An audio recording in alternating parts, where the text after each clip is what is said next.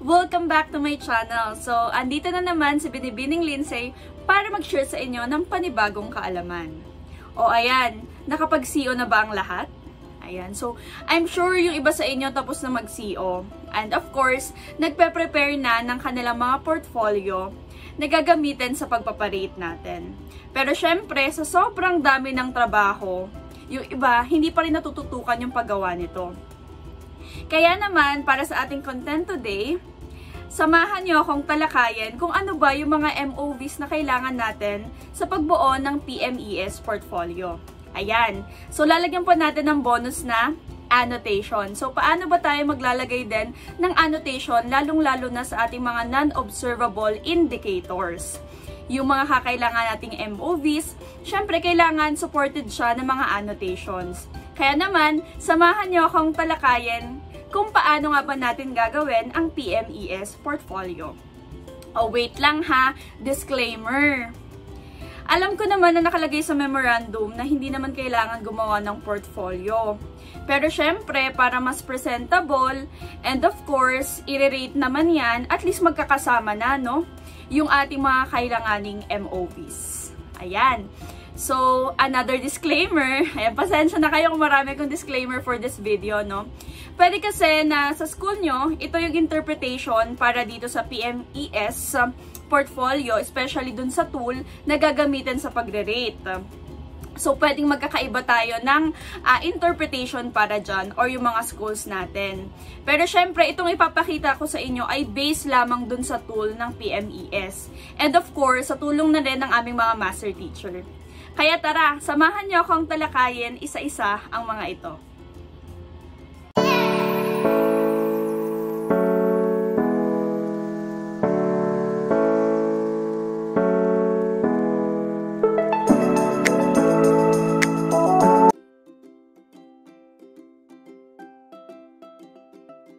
Alright, so ngayon, simulan na natin ang pag-discuss kung ano ba yung mga MOVs na kakailanganin natin for our PMES portfolio. Alright, so yung mga content na nakalagay dito, of course, nakabase lang naman siya sa PMES tool for teachers 1 to 3 or for proficient teacher. And of course, habang dinidiscuss natin ito, guided tayo nung tool. Paano ba natin makukuha yung highest possible score na 5 points or outstanding? So, ano ba yung mga hinihingi na MOVs? Uulitin ko lang yung disclaimer ko, no? So, especially dun sa mga non-observable indicator. Pwedeng yung interpretation sa school nyo ay hindi katulad ng interpretation based sa tool and based dun sa school namin.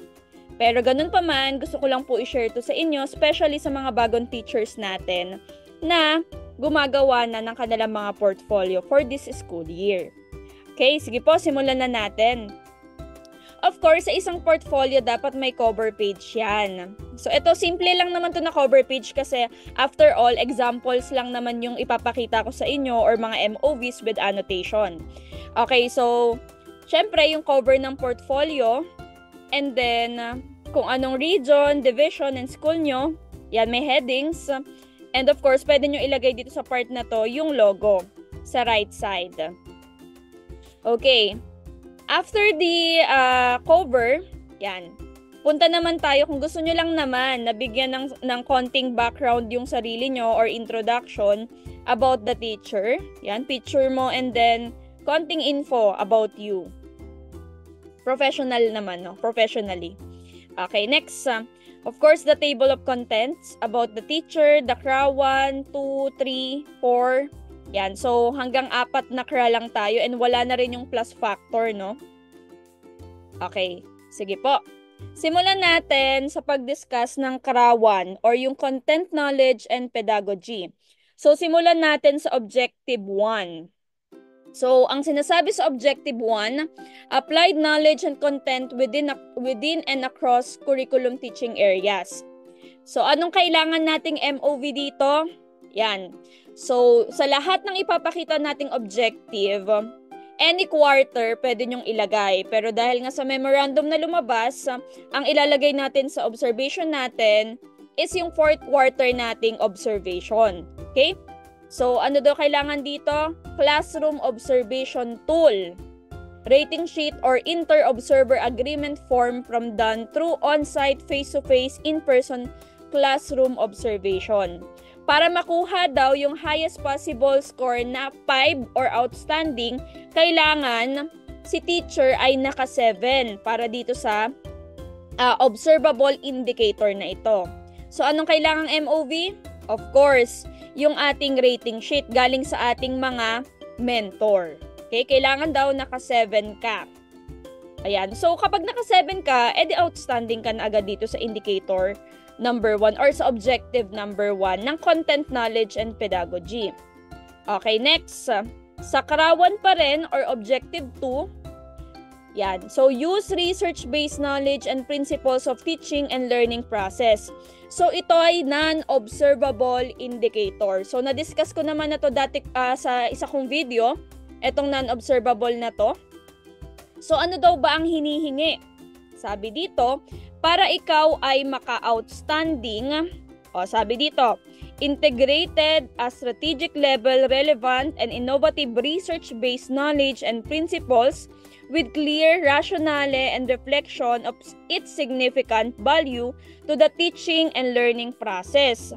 So, any one of the following. Pero, syempre, kung meron ka naman or marami ka namang mailalagay na MOVs, wala namang masama doon, no? Kahit ilagay mo pa yan lahat, mas okay nga. Ibig sabihin, talagang nagamit mo lahat yan. Pero ang hiningi dito, kahit isa lang naman. Pero syempre, nasa sayo naman. Pwede namang marami or lahat yan.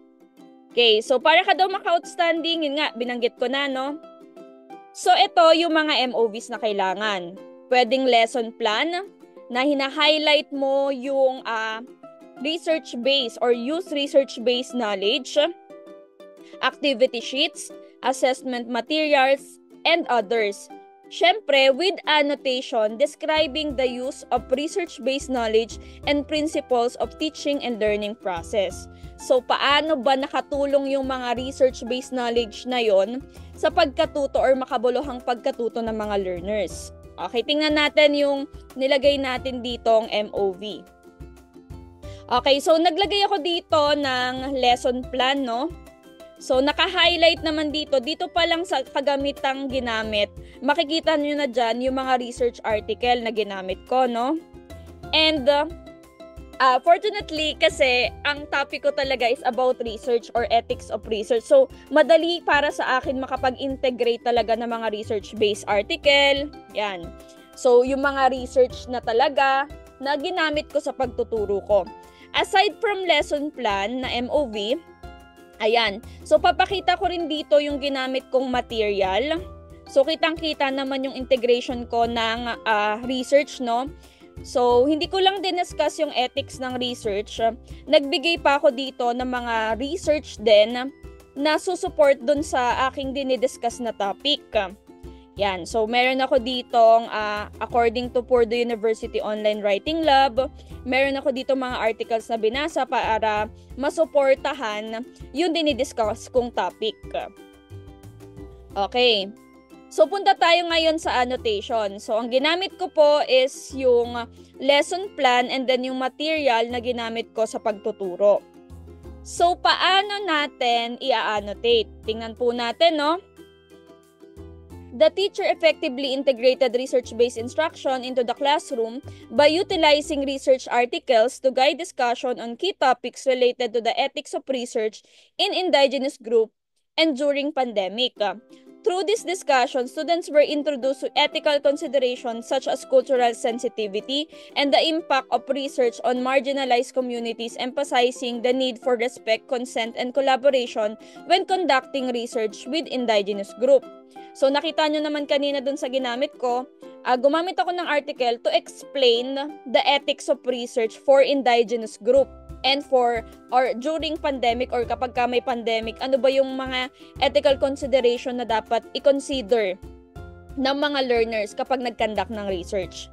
So additionally, the teacher drew from recent research scenarios to assess students' understanding of this topic by applying case studies and real-world examples. The teacher was able to gauge student grasp of ethical research practices and their ability to apply these principles in various research settings. Okay, so this method not only helps students synthesize information but also encourage critical thinking and application of knowledge to current and relevant situation. Ayan, so the teacher's approach to assessment also include interactive activities where students could demonstrate their comprehension through problem-solving scenarios based on research ethics.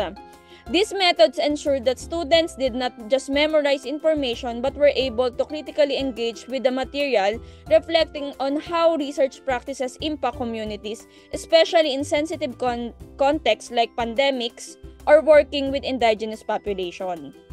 So in conclusion, the teacher's incorporation of research article and real-life scenarios into both discussion and assessment created an engaging and meaningful learning environment, allowing students to connect theoretical concepts with practical ethical challenges in research. So ganun ko siya inannotate. Paano nakatulong yung paggamit ko ng mga research articles na yon sa pagkatuto ng mga learners, no? Ayan. So yun po yung pagbibigay natin ng annotation kapag gumamit tayo ng research-based sa ating mga lesson. So, paano nakatulong yung mga research-based articles na yon sa pagkatuto ng mga bata, sa pagdidiscuss mo ng topics, yan. So, yun po yung example, no, natin ng annotation. Para makuha mo yung outstanding or 5 na highest possible score. Yan. Okay, so tingnan naman po natin yung CRA 1 Objective 3. Ensure the positive use of ICT to facilitate the teaching and learning process. So, anong kailangan nating MOV? Yan. Classroom Observation Tool or COT rating sheet. Okay. So, 4th quarter lang din to. Ayan. So, kailangan, para maka-outstanding ka, sabi dito, demonstrated level 7. Yan. For Objective 3. Yan. So, kung naka-7 ka, automatic outstanding. 5 ka na dyan. Next. For CRA 1 pa rin, Objective 4, use a range of teaching strategies that enhance learner achievement in literacy and numeracy skills. Anong kailangang MOV? Same pa rin, Classroom Observation Tool. Ayan, so lagay lang natin yung ating rating dito. So pag naka-7 ka, automatic, outstanding or 5. Next po tayo, CRA 2 naman tayo. Sa CRA 2 is the Content, Knowledge, and Pedagogy and Learning Environment. Okay, so anong sabi sa 5? Use effective verbal and non-verbal classroom communication strategies to support learner understanding, participation, engagement, and achievement. So anong kailangang MOV? Classroom Observation Tool ulit. Or yung rating natin. And of course, para ka maka-outstanding, kailangan 7 ang iyong score. Okay, next tayo. Okay, so CRA 2 pa rin, Objective 6, maintain supportive learning environments that nurture and inspire learners to participate, cooperate, and collaborate in continued learning. So, anong kailangan natin dito sa Objective 6? MOB natin dito, Classroom Observation Tool pa rin, or yung rating sheet natin. At para ka maka-outstanding, 7 dapat yung score mo dun sa observation. And Objective 7, CRA 2 pa rin, apply the range of successful strategies that maintain learning environments that motivate learners to work productively by assuming responsibility for their own. So, anong kailangan nating MOB? Classroom Observation Tool pa rin. Para ka maka-5, kailangan 7 lahat. Okay? So, demonstrated level 7. Okay, next. For CRA 3 na ito, yan. CRA 3 na siya. Objective 8, design, adopt, and implement teaching strategies that are responsive to learners with disabilities, giftedness, and talents. So, anong kailangan natin? Classroom Observation Tool or yung rating sheet natin bilang MOV. At para ka maka-5, kailangan level 7 ulit. Or 7 ang iyong grade sa indicator na yan. And of course, this CRA 3, for diversity of learners and curriculum and assessment. Sa Objective 9, planned and delivered teaching strategies that are responsive to the special educational needs of learners in difficult circumstances, including geographic isolation, chronic illness, displacement due to armed conflict, urban resettlement or disaster, child abuse, and child labor practices. So, ang kailangan natin dito ay COT tool pa rin or yung classroom observation tool pa rin or rating sheet bilang MOV, and of course, dapat naka-level 7 ka para makuha mo yung outstanding. Pero ako, personally, ang ginawa ko dito, no, naglagay din ako ng annotation kung paano ko na-integrate itong ating objective dito sa number 9, no? So, tingnan natin yung annotation. Hindi naman to need. Pero, para lang may support, actually, sinama ko na rin naman to sa lesson plan ko, para lang maipakita, saan na ipakita doon itong objective na to. Technically kasi mahirap siya ipakita talaga sa observation. So, kailangan may annotation ka. Paano mo nga naman talaga nagamit or na-integrate itong objective 9 na to? So, dito sa aking portfolio, naglagay pa rin ako ng annotation, no? Para walang kawala, 'di ba? Para maraming support, no? Okay, during the discussion, the teacher demonstrated responsive teaching strategies designed to the diverse and challenging circumstances faced by learners, particularly those with special educational needs. The teacher displayed sensitivity in discussing complex topics such as the ethics of research during pandemic and specific ethical consideration when working with indigenous group. This approach ensured that learners were provided with a safe, inclusive space to engage with and understand sensitive topics, allowing them to appreciate the importance of ethics in research in both global and local contexts. In line with the objective of addressing learners' special needs, the teacher also facilitated an inclusive group activity, giving all learners an equal opportunity to choose which situations they would like to engage with. This practice allowed for empowerment, accommodating various learners' preferences and needs. Furthermore, recognizing that some students might face difficulties such as absenteeism or disruptions in their learning, the teacher proactively ensured that absent learners had the opportunity to catch up with the lessons they miss. This demonstrated a commitment to supporting all students, particularly those who may be facing additional challenges, whether related to geographic isolation, illness, or personal circumstances. Okay? So, inannotate ko kung paano ko ginamit or inintegrate tong Objective 9 para makuha yung score na 7 sa observation. And of course, kapag 7 ka dyan, of course, 5 points, outstanding. Ayan. So, ulitin ko hindi naman need to, hindi naman hinihingi sa tool, pero para lang pak na pak sa support yung yung portfolio mo, ilagay mo na rin yan. Next, CRA 3. Objective 10, adopted and implemented learning programs that ensure relevance and responsiveness to the needs of all learners. So, ito ay non-observable indicator. Sabi, any one of the following. Kaya lang, meron ditong nakalagay, para ka maka-outstanding or 5, sabi dito. Implemented, contextualized, localized, and indigenized learning programs to ensure relevance and responsiveness to the needs of all learners as evidenced by MOB1. Ano yung MOB1 dyan? Tingnan natin yung 1. Proof of implementation of learning programs. Example, progress report and accomplishment report. Tingnan nyo naman yung 2, 3, and 4. Yan. Para mo makuha tong 1, kailangan nagawa mo rin tong 2, 3, and 4. Tama ba? Kasi hindi ka naman magkakaroon ng proof of implementation kung hindi ka nag-contextualize or gumawa ng programs or gumawa ng proposal or activity for the learners.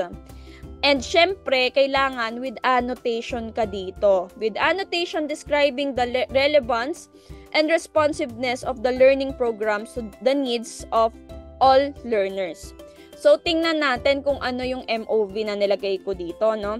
Sabi lang, ang target kasi natin, of course, syempre, yung 5, yung outstanding, no?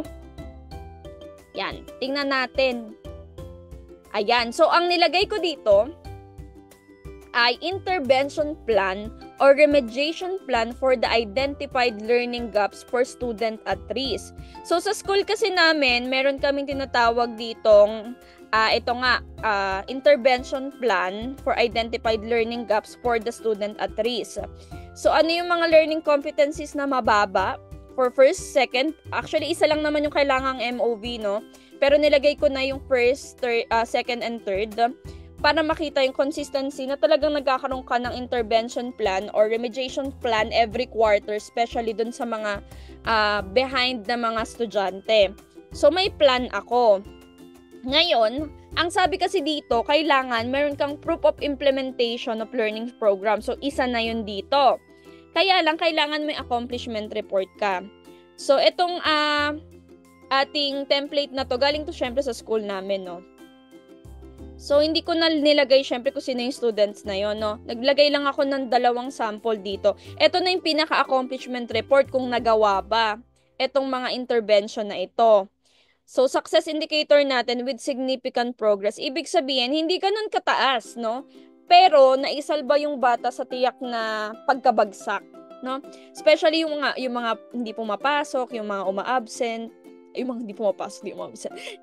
Ayun, basta yung mga learners na behind dahil nga sa pag-a-absent, yan, sa hindi pagpapasa ng mga activities or sa mabababang score. Yan, so meron ka ng accomplishment report. So yun, meron ka na ditong proof. Ewan ko lang sa school nyo kung tatanggapin to. Pero malinaw naman na nakalagay doon na kailangan mo ng program. And nakakontextualize naman to based dun sa needs ng mga learners. Ayan, so ito yung annotation na nilagay ko, no?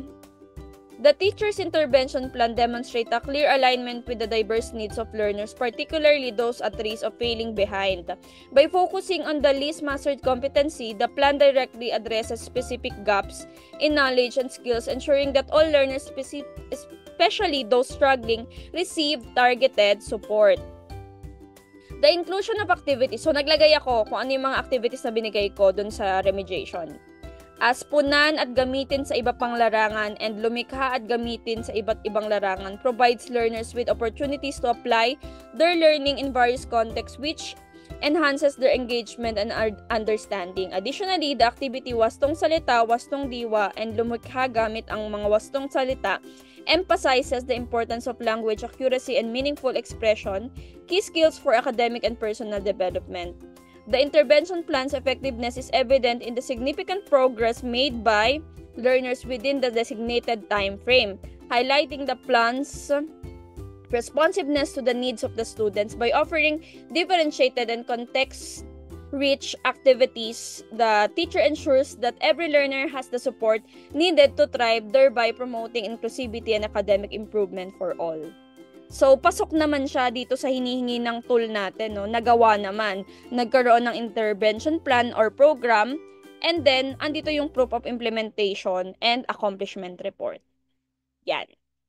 So, yun po yung sa number 10 objective. Ito naman, objective 11, maintain learning environments that are responsive to community context. Any one of the following din to. Kaya lang, para ka daw maka-outstanding, ito yung kailangan.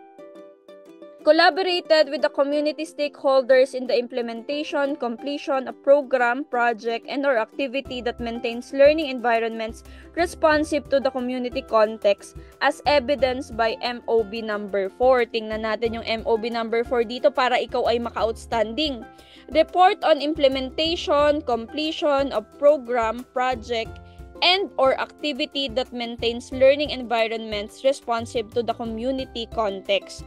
Doon sa video ko nung nakaraan, diniscuss ko doon na ang mga example nito is halimbawa, meron ka sa school nyo na programs like programs and activity like gift giving, yan, na-involve yung mga stakeholders, yung community, yung learners, yung mga parents, yan. So dito, as per discussion na rin ng aming mga master teacher, ina-allow din yung mga project. Alam naman natin dun sa SIP natin, meron tayong mga project na ginagamit, no? So, pwede natin siya maging MOV dito. Kung member ka ng project sa school nyo, yan. So, pwede mo siyang gamiting MOV dito.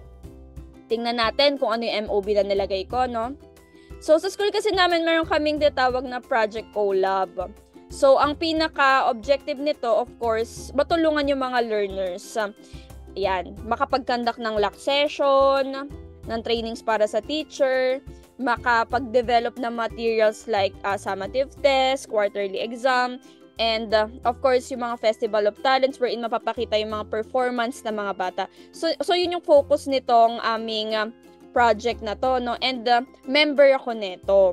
So nilagay ko dito yung proposal and action plan namin, pero syempre hinide ko lang siya kasi syempre sa school yan, no? So hindi ko siya pwedeng ipakita. Pero ayan yung isa sa MOB na nilagay ko diyan. Aside from that, naglagay din ako nung mga meetings namin kasi nakalagay dito, dapat meron ka ring mga MOVs about the meetings. Yan, yung mga napag-usapan. And dapat with proof of attendance din to, no? And of course, narrative report ng implementation nyo nung project na yon. And LAC sessions. Yan, pictorials with caption. Ito na yung mga performance ng mga bata sa talents na pinakita nila sa performance task, no? Ayan.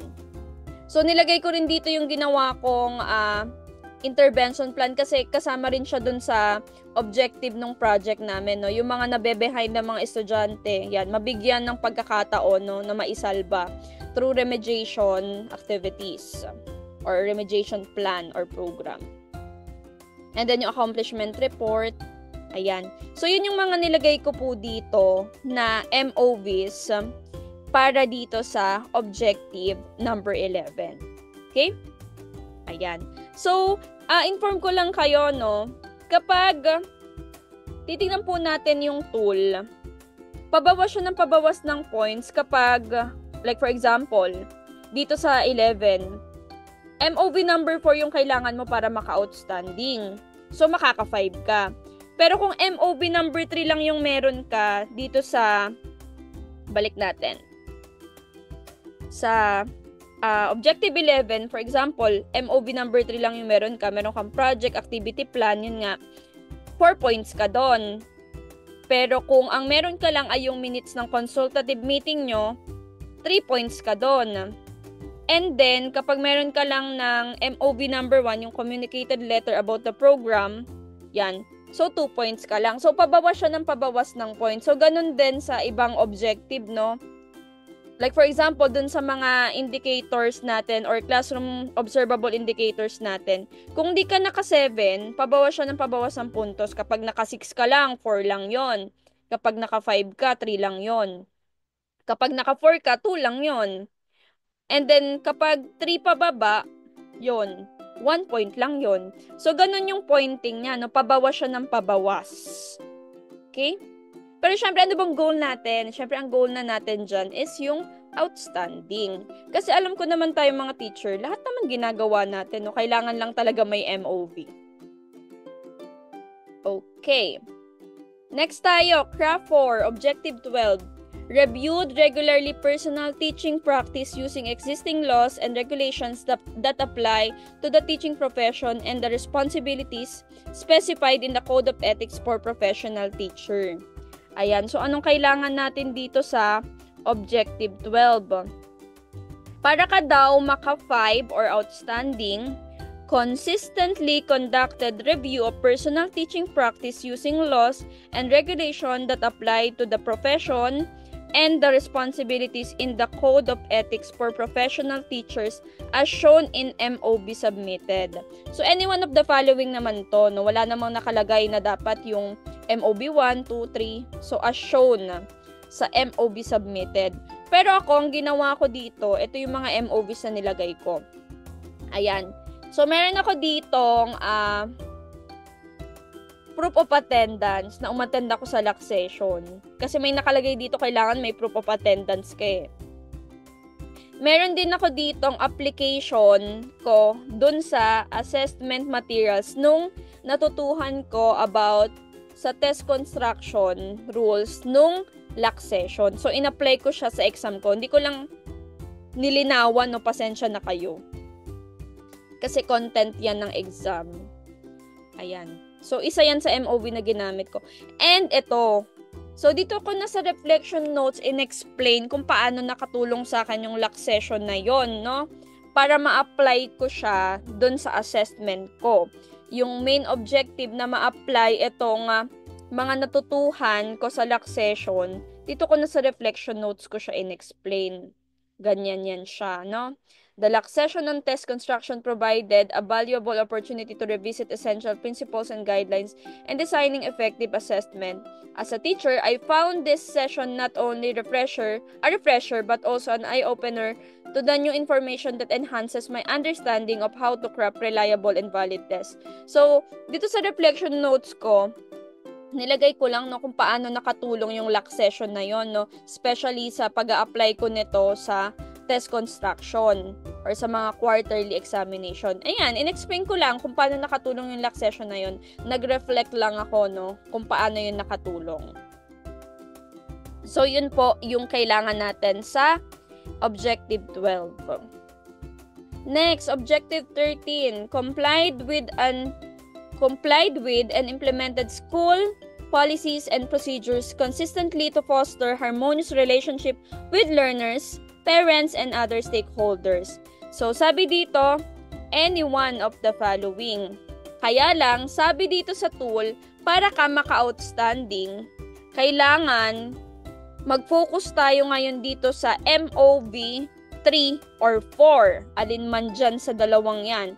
3 or 4. Ano yung 3 or 4? Para ka maka-outstanding, proof of participation, involvement in school community partnership for the implementation of school policies, procedure, yan, example, certificate, committee member, narrative report, and yung accomplishment report. So, kung advisor ka, kagaya ng sinabi ko sa video ko dun sa non-observable, madali tayong makakuha ng MOB para dito, no? Yan. So, ang ginamit ko dito, yan, nagpakita muna ako ng MOV ko na School Memorandum of Parent-Teacher Conference. And itong mga narrative reports. Yan, para pasok siya dun sa MOV number 3. Yan, may narrative report ako dito. Pwede nyo rin naman isama yung mga attendance, proof of attendance, yan.